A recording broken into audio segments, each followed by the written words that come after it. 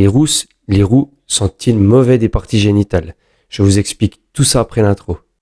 Nous sommes 8 milliards sur Terre et avons tous au moins une fois dans notre vie eu un problème d'ordre sexuel, lié au stress, aux problèmes de santé, aux agressions sexuelles, à l'handicap et à certains changements de notre corps.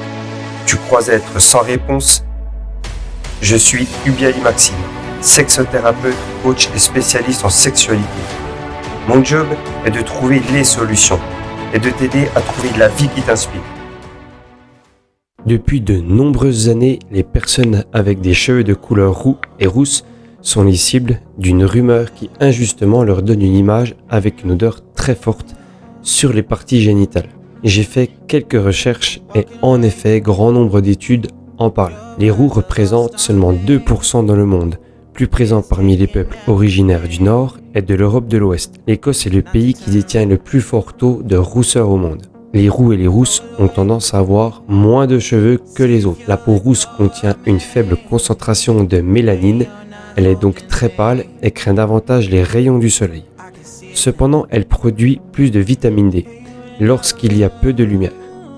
Les personnes rousses sont également plus sensibles au froid et à la chaleur. Ça y est, on arrive. La coloration rousse des cheveux provient d'une synthèse de mélanine appelée phéomélanine, qui rend également les roux plus sensibles que les autres aux UV. C'est d'elle également que viennent les préjugés selon lesquels les roux auraient une odeur désagréable.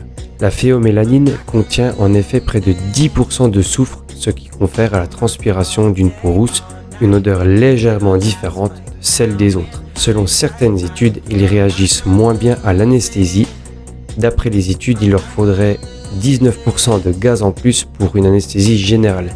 Tout simplement parce que chez les personnes rousses, le récepteur de la mélanocortine fonctionne moins bien, ce qui entraîne l'augmentation d'une hormone qui stimule, entre autres, les centres de la douleur, et vous serez donc plus sensible que les autres à la douleur.